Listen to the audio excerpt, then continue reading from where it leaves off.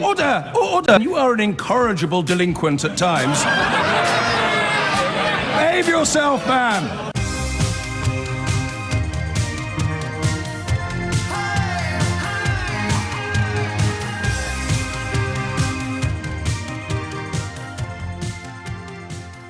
I'll turn your attention next to, I mean, it's a horrible story, and not for the first time as I bring something to your attention. I'm hoping that people who know more about it than I do will be able to calm the waters somewhat and make it sound less disgusting than it actually does. I also want to, I don't know if apologise is quite the right word. I kind of want to acknowledge that if you listen to this programme in search of a little bit of relief from relatively ignorant right-wing posturing that seems to constitute much of the British media at the moment, you might not like what I'm about to say. I sometimes actually have sympathy for the people and organisations charged with moving along homeless people. Now, by that, I don't mean that I think we should be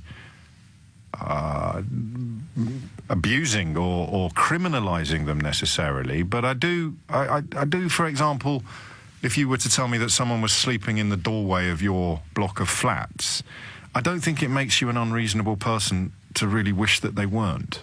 Do you see what I mean? And once you recognise that everybody who lives in the block of flats really wishes that that person wasn't sleeping in their doorway, possibly from compassion as well, remember, it doesn't have to be callousness, then you kind of recognise why it's important that someone is charged with the job of making sure that that person isn't sleeping in your doorway.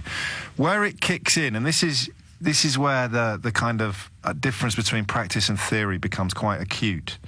Where it kicks in is how much interest you take in where he goes next. And I don't think many people would be that bothered.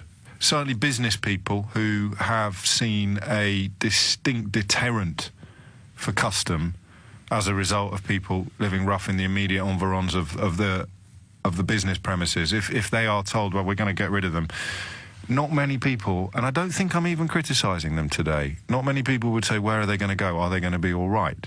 But I suspect, I mention that just by way of context, because I suspect that most of us, if we were told, oh, they're going to prison, we would find that quite odd, right?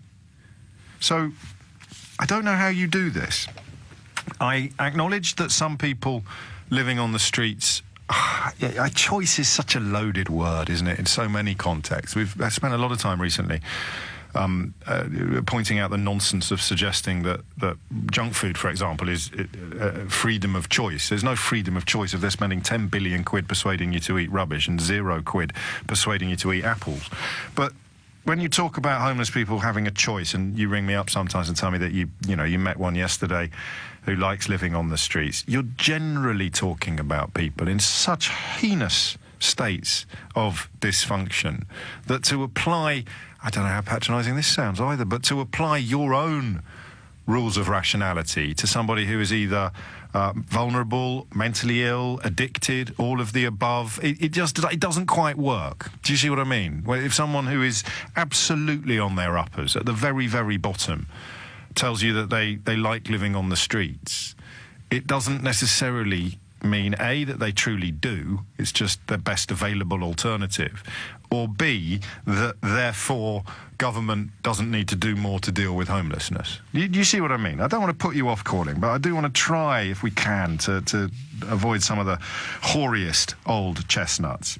The Guardian reports today, and since Windrush, I've started reading The Guardian more often, so be warned. It's a much, much better paper than I realised. Even someone like me, who is, I lean to the left on many issues. I'm certainly a liberal with a small L. Even I had bought into the idea that The Guardian was somehow so far up its own fundament that we shouldn't even look at it. And then the Windrush reporting came along. They do loads of really good reporting. If the nature of the programme changes over the course of the next year or so, and you find me getting less angry about stuff and more interested in stuff, it'll be because I'm now reading The Guardian as much as I read the Daily Mail in the morning. Of course, our newly inflated listener figures are probably going to go off a cliff. What with all this reason and calmness, we'll be back down below 1 million before you can say, oh, whoops. But for now, this story amazed me today. Really quality journalism.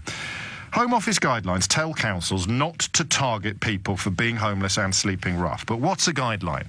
Home Office guidelines presumably also tell the Immigration Department not to deport completely innocent gentlemen of West Indian extraction, but hey, they do it. So Home Office guidelines. How many of the stories we discuss at the moment involving misery and suffering of human beings go back to Theresa May's tenure at the Home Office? It's quite incredible. Quite incredible. No wonder Chris Grayling gets a job in her cabinet. She probably sees him as an inspiration. But we are looking at Home Office guidelines telling local councils not to target people for being homeless and sleeping rough. But The Guardian has found more than 50 councils have a public space protection order in place. Several. Now, that phrase is what made me think, because if I said to you, oh, it's very important that councils protect public spaces, you would say, yes, it is, James. But if I say to you, this public space protection order means that homeless people begging can be sent to jail, you go, well, that's a bit off. So we've already got a bit of dissonance in that I don't think any of us would argue that councils shouldn't be protecting public spaces. You want to be able to play there, whether you're ranging from people shooting up drugs right through to someone letting their dog defecate on the pavement. You need to have some form of oversight, scrutiny and policing in place. So we agree that public space protection orders are not in and of themselves a bad thing.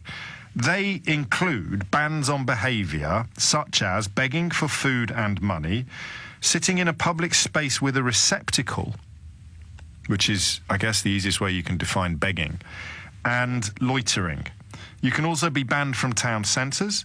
You can be fined hundreds of pounds and sent to jail if you're caught repeatedly asking for money in some parts of the country. And we know of local authorities in England and Wales that have issued hundreds of fixed penalty notices and pursued criminal convictions for begging. Persistent and aggressive begging, I grant you, but begging nonetheless. And almost as inevitably as night follows day, they were, and I quote now, given strengthened powers to combat antisocial behaviour in 2014 by the then Home Secretary, Theresa May. So we've got a man jailed for 4 months in Gloucester for begging. The judge himself said, I will be sending a man to prison for asking for food when he was hungry. That's a judge in a British court. I'm just going to cross live now to the Grenfell Tower inquiry because I've been told that there are important events unfolding. So bear with me on that and we'll return to the homeless story imminently. We're going live now as Richard Millett, the counsel to the inquiry, makes his opening remarks. Yes, just a minute.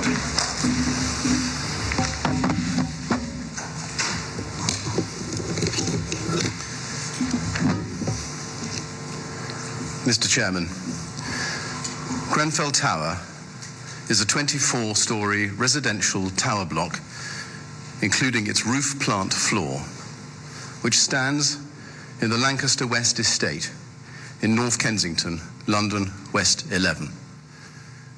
It was completed in 1974 and is owned by the Royal Borough of Kensington and Chelsea. For 43 years, it provided homes for thousands of Londoners in its 120, later 129 flats, 6 flats per floor. Between 2014 and 2016, Grenfell Tower underwent a substantial refurbishment programme, the principal element of which was the construction.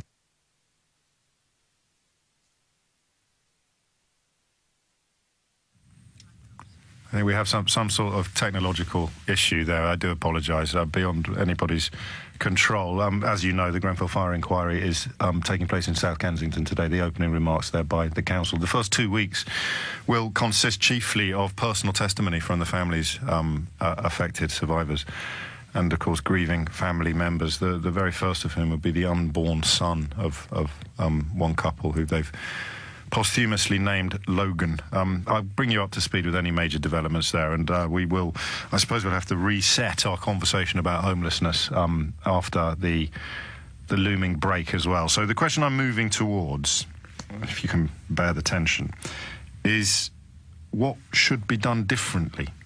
Because I can see why you wouldn't want somebody, however desperate they may be, doing their begging outside your shop or home.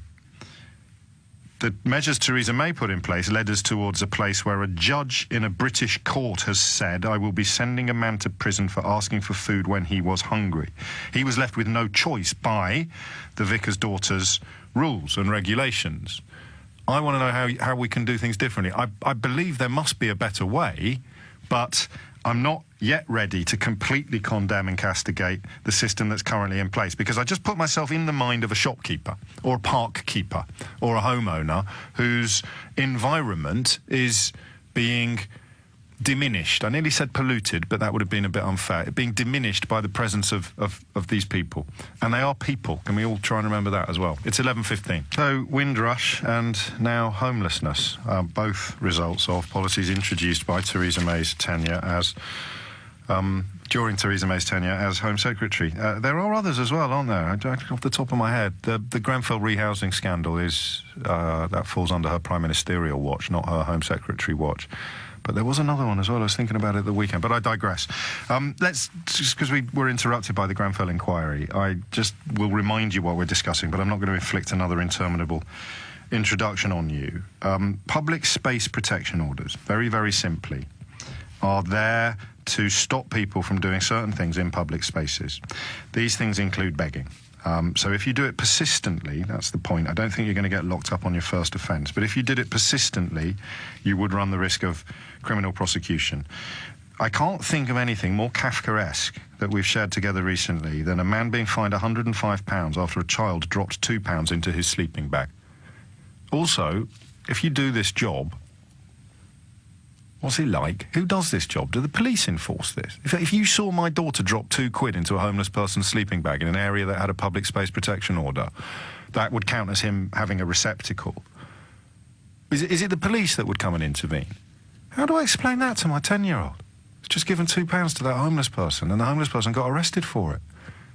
It's a strange state of affairs. I've got phone lines free, because I didn't give you the sort of call to arms 5 minutes ago that I would normally do. So consider this your call to arms. Hit the numbers now. You will get through. What could we do differently is the question I've got. But as ever on the programme, I'm interested in stories and experiences you have that are relevant to the issue under discussion. David is in Islington. David, what would you like to say? Hi, James. Well, I mean, I'm in a, you could say, fortunate or unfortunate situation. I've been on both sides. I've worked with the homeless, and I've actually been homeless. So I've got a pretty idea about what goes on. The central point is well, with a lot of things in society these days, there's a lot of hype. A lot of the charities now that are homeless charities started off, I mean, like, for instance, like St Mungo's. St Mungo's, the name St Mungo comes from the patron saint of Glasgow, because it was actually formed by some Glaswegians in London during a period of, like, homeless crisis, working with street drinkers. Yeah. Now they have plush offices in Catherine's Dock, weren't they, recently? Next to Sky TV's offices, the plush, they've got corporate stuff, they've got the chief executive on £100,000 a year, etc., etc. And all the charities are pretty much like this. Nice glossy brochures, what have you. The reality is that they do very little for the homeless. Most homeless people on the street... They do more than anyone else. Well, that's not saying much. Well, it is. I grant you that may well be true. But Yeah. the point is this, is that to solve the situation, solve the problem, they're part of the problem, not part of the solution. For the simple reason is, Turkish don't vote for Christmas. You don't do things that actually will, you don't turn around and say, well, look... Well, I'm looking, I hear you. You're coming at it from a slightly different angle, which is, of course, more than welcome. But in terms of PSPOs, which is what I'm looking at today... I don't see them being intrinsically bad. There's nothing wrong with saying there are certain types of behaviour and even certain types of people that we can't have here. But they don't work, James. You're highlighting quite understandably examples. But in reality, I could take you... Well, you don't need my expertise. We can go down and find the same people begging outside the banks in the West End of London. But the police would tell me that the reason why that's not working is because they don't have enough bodies to actually enforce the guidelines. But I'm interested in the guidelines. I don't know... If we had loads and loads of people policing areas of public space protection order, where would the homeless people go once you've been moved along? They were moved on to somewhere else. Essentially, when Boris Johnson was the Mayor of London, he invented the second night out scheme. And essentially, the second night out scheme that was the title, which sounds very impressive. Yeah. It didn't work, of course. They were all put in a church hall on the floor. Then it's closed. Yeah, but they down, wouldn't go out. there in the day, would they? Where would they go while they're begging? If so here is, the fellow in Gloucester sent to prison for asking for food when he was hungry. That means he'd breached a criminal behaviour order. So he'd been in court before and he'd been told, if you are caught begging again, I will have no choice but to send you to jail. And then he went and begged again. Where else could he have gone? Yeah. What else should he have done? Basically, if he didn't want, he wanted to avoid jail, he'd go to another area. Well, why didn't he just do that then? Maybe he wanted to go into jail. Maybe he wanted to. Maybe he was just sick and tired of it. A lot of people go into jail. I know it sounds ridiculous, but a lot of people go into jail, for instance, like. I'm trying to. I hear you. I don't know if we're talking slightly at cross purposes. I'm trying to pin you down on what could happen differently in the context of very specific examples of public space protection orders. So I agree, we need more beds, we need more charities, we need more transparency. But public space protection orders, what should we be doing differently? Because I haven't got an answer to that question, David. Well, first of all, they're not applied the same. So it depends. Like, for instance, when I work... You're allowed to say I don't know. You've had quite a lot of time already. I want to squeeze in a couple of others. Long-winded. Go on. Listen, I'm just trying to say it's a little bit long-winded, yeah? For instance, like in Camden, when the Euro Channel was being built, the actual extension to St Pancras, yeah? Well, I think they still have it. There's a street drinking policy in Camden, no street drinking. Right. Okay? And the police at the time really, really, really cracked down on it. Now they don't crack down on it. It's nothing to do with bodies or anything to do with like that. It's to do with the fact that it's not their priority anymore. Okay? So if you've got this thing like that people get pushed along the streets, for instance, the royal wedding, for instance, yeah? All of a sudden, it became a big deal. There were going to be homeless people around the royal wedding, yeah? And then as soon as the royal wedding finished, the homeless people go... No, I know all that, but what could be different is what I'm asking. What could be different? Well, we could actually build more hostel places. Yeah, okay. But if you're sleeping in a hostel at night, you're still begging in the day. I mean, this is we'll part as friends, but I'm very reluctant to say this out loud. But I am wondering what could be done differently. If you accept, and central London now is awful, really awful, and I'm not suggesting that you're made of stone if you don't feel your heart squeeze a little bit when you see someone passed out in a doorway. Other people have the opposite reaction. They will feel disapproval and a degree of disgust. Most honest people probably feel a little bit of both. You see someone who's soiled themselves in a doorway, you're not overcome with Christian charity, mercy and compassion. There's a bit of it there. You think, oh, poor so-and-so. But the other bit of you thinks, crikey, I'm glad he hasn't soiled himself in my front doorway. So what else could be done differently? I think probably the word that is underpinning a lot of the experiences I've had is spice, the synthetic cannabis that seems to have zombified a portion of the homeless community in a way that is unprecedented and doesn't bear comparison with things like street drinking.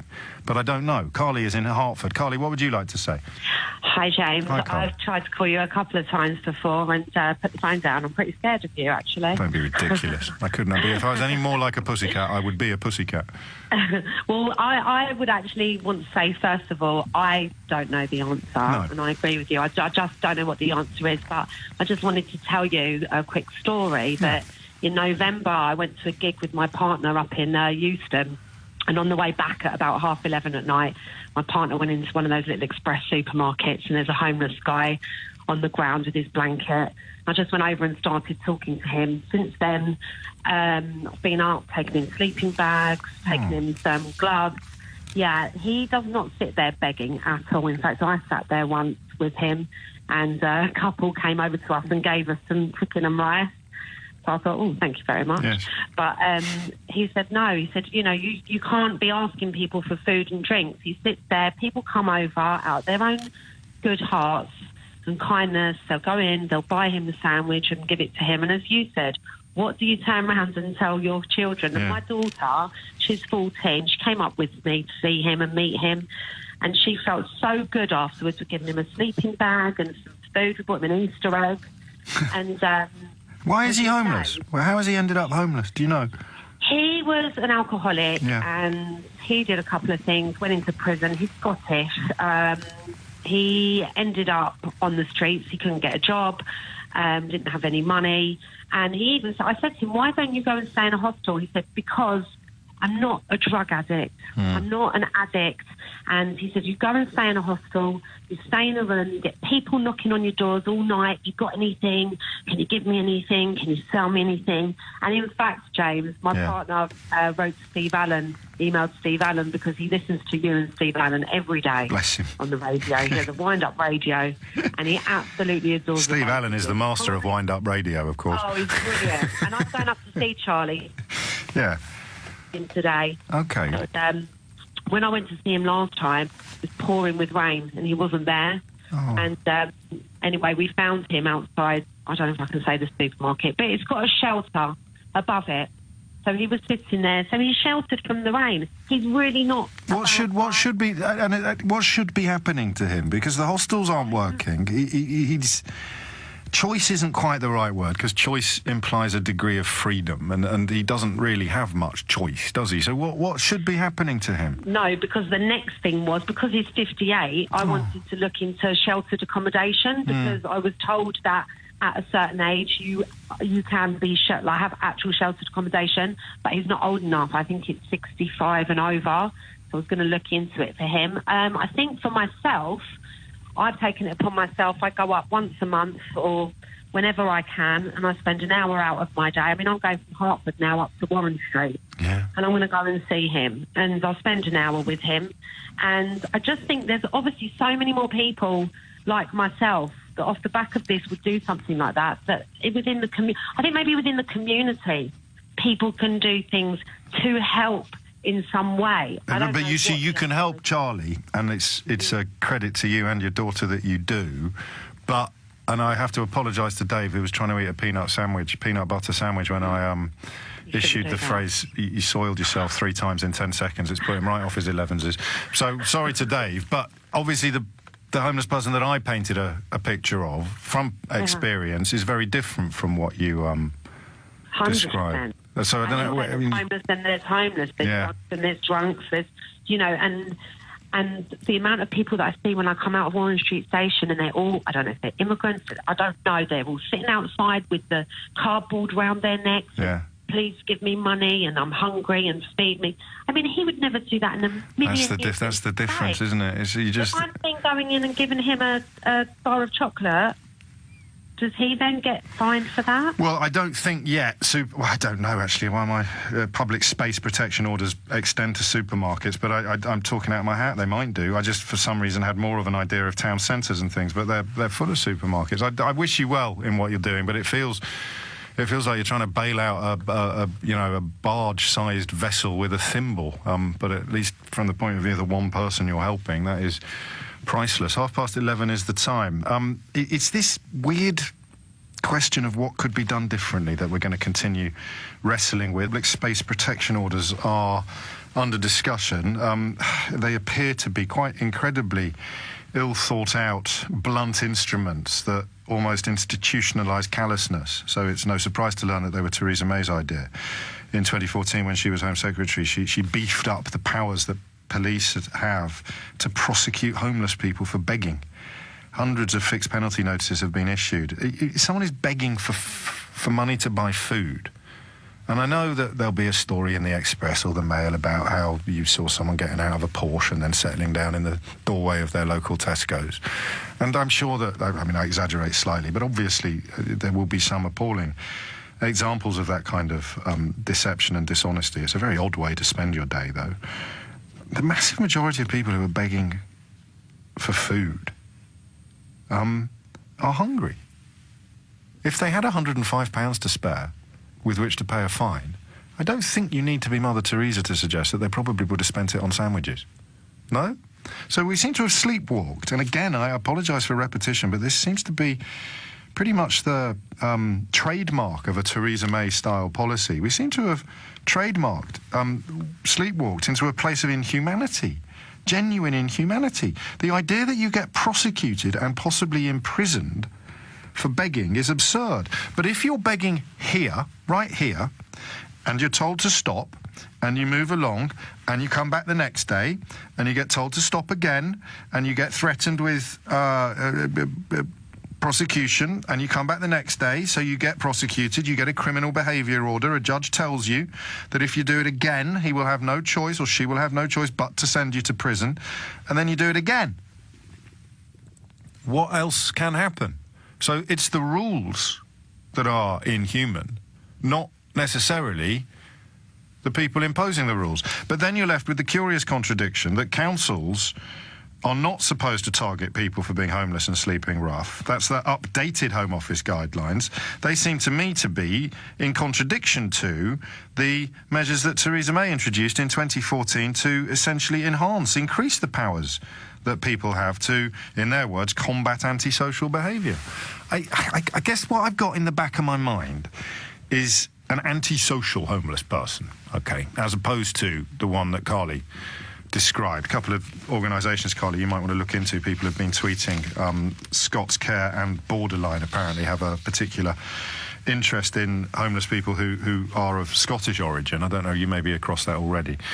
But you have my image of the person who is clearly in all sorts of trouble. I was stepped over on this morning. He still had the lighter and the, what would you call it, the roach of his spice joint in his hands. He was passed out cold, hugging his dog just outside the National Portrait Gallery. It was the sight of the grip of, it's odd the stuff that touches you, isn't it? Especially when you see it every day. But the fact that he was so unconscious to the world that he was still gripping his cigarette lighter and what was left of his cigarette. You see someone like that, and it's not, I don't think, evidence of appalling callousness on the part of, for example, the National Portrait Gallery to say to the local council, I don't really want this fella sleeping outside here, begging outside here. Where does he go?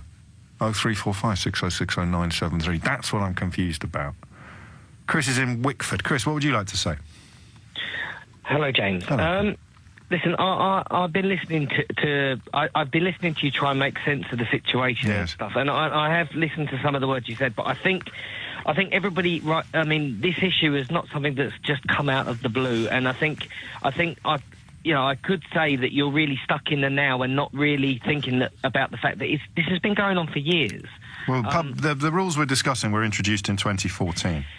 Yes, but it's always been frowned upon for people have always been frowned upon for begging, and they have been at risk of arrest since before then, since when I was homeless in around 1999. Yes. But the thing is, I think also we're confusing beggars with homeless people. Yes. There are some people that are genuinely homeless and they are genuinely suffering, and you know, it does tear on your heart when you see these people, because you can see them, you can identify, you can look and you can see the difference between people that are just wasting their lives because that's where they are, and then you've got other people through whatever circumstance and they are suffering. You can usually spot the difference. Is that what I'm doing today? I am failing. I thought I'd distinguish between the two quite clearly. No.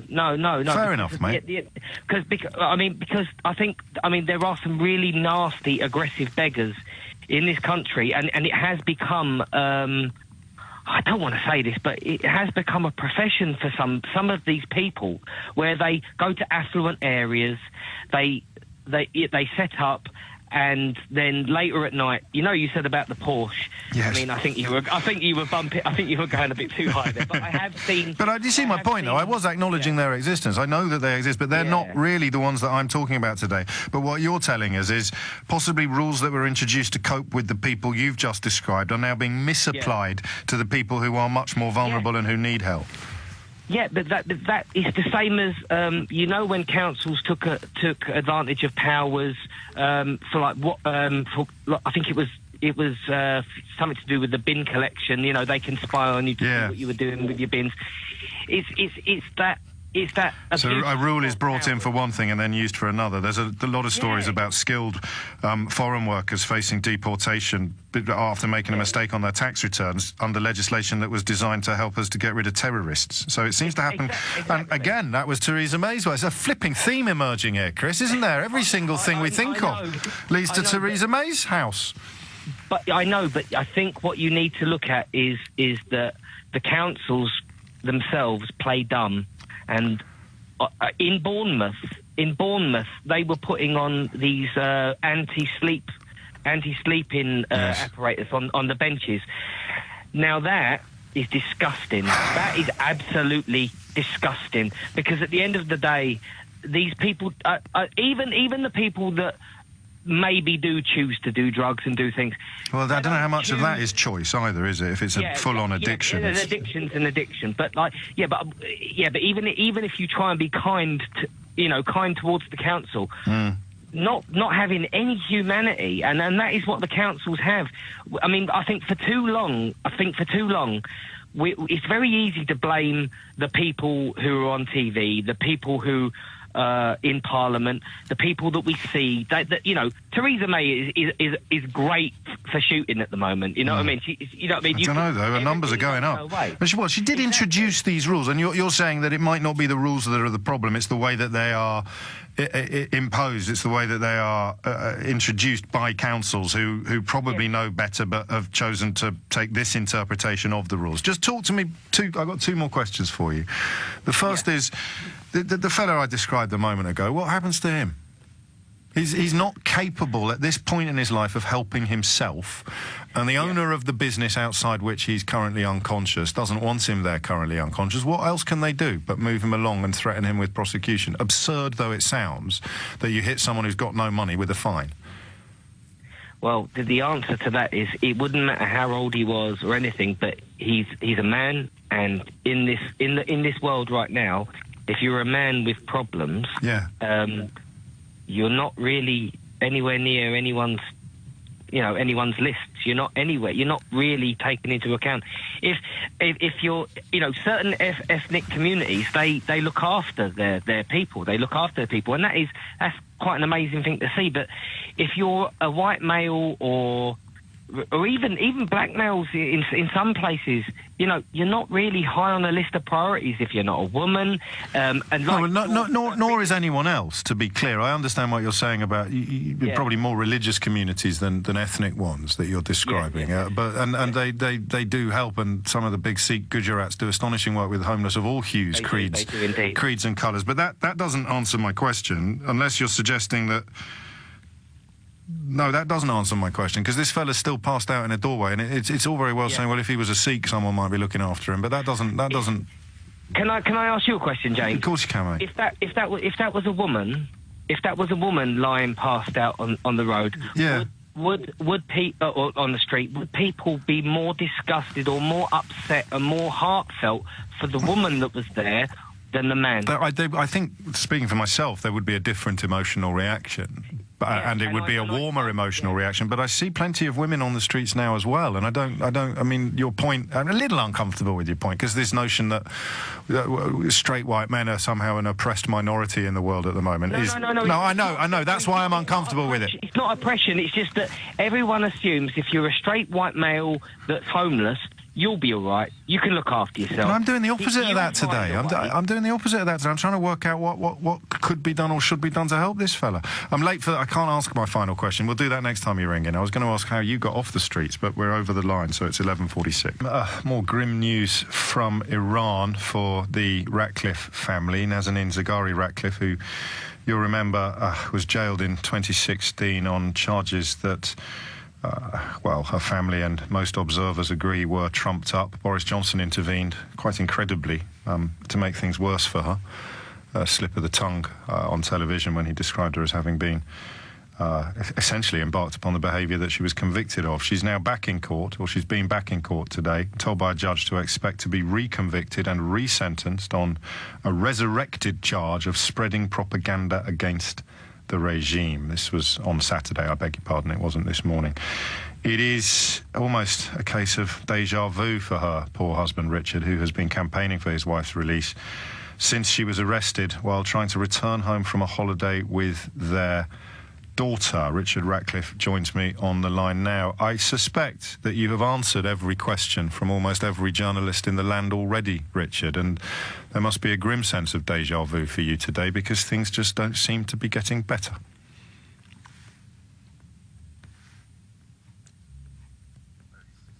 I think we may have lost Richard Ratcliffe. Let me try and get him back on the line. I can tell you that the latest evidence apparently is identical to the evidence that was cited in 2016, and therefore one wonders exactly what she could do to improve her situation. It needs intervention. It needs intervention from the Foreign Secretary, and the Foreign Secretary, his only intervention thus far has made Nazanin's situation worse. Richard Ratcliffe joins me on the line now. You must be, I know you'll never lose hope, and I know that you'll never stop fighting, but it's hard to imagine a more dispiriting set of circumstances, Richard, than the ones which you and your family have been exposed to over the last two years. Yeah, it's certainly been a rollercoaster, hasn't it? And certainly this weekend's news has not been a good part of that. How does the news reach you of a development such as this? What's the sort of pipeline out of Iran to your family? So she was taken into court on Saturday morning, and after that court case, she called her family. Right. So I heard from them that something had happened, and then she was able to speak to me yesterday, so I heard a bit more. What did she tell you? Well, so she'd also just had a phone call with the embassy. So she was sort of updating on that phone call and then updating on what had happened in the court case. So it was sort of a terrible Saturday, and then actually Sunday was oddly better because she'd actually finally been able to speak to the ambassador. And he gave her some hope? No, he wasn't very hopeful. Oh. I mean, to be fair, ambassadors, from my experience, are fairly cautious. Sure. So, yeah, he said that there was a concern and they were doing their best. And I think she came away... obviously probably upbeat that the call had happened. Because she's felt abandoned, has she? Or Yeah, no, she said that. Right. She's certainly, stuck in a prison cell. You go very up and down, and yes. At different points she's been very angry with the world and the Foreign Secretary and everyone else. Of course she has. How's your daughter, Richard? It's all right. Yeah, her birthday's approaching, so she's full of ideas as to what she'd like for her birthday, and asking people to come to her party.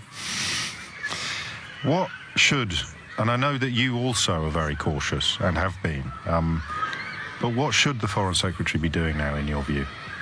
Well, I think, our case has obviously taken this, dark turn. We're not the only ones that have been taken. I think the government really does need to sort it, and I think the Foreign Secretary obviously raised expectations back in just before Christmas, and something needs to happen to sort it. It's not for me to tell him how to do his job. But the Iranians are clearly signalling there's a... And there goes the phone line again.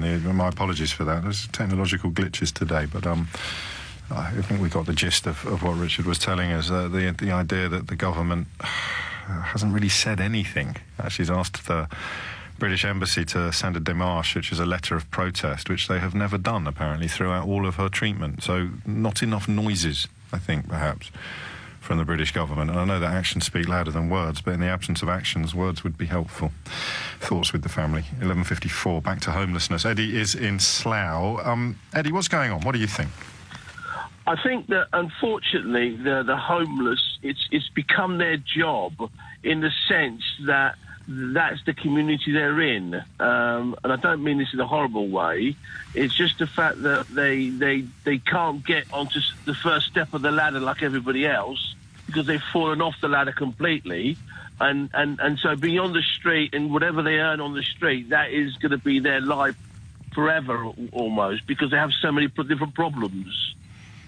I don't think there's anything controversial in what you've said, except for the generalisation, because there'll be different stories behind every person on the street, and some get away, some make their way back up. There are plenty of people sleeping rough who are actually in work, so it is sometimes a temporary economic embarrassment, for want of a stronger word. The problem then becomes, once you make these distinctions, and it's not a distinction between deserving and undeserving, it's perhaps a distinction between degrees of how helpable somebody is, and you've got the people who appear to be almost helpless.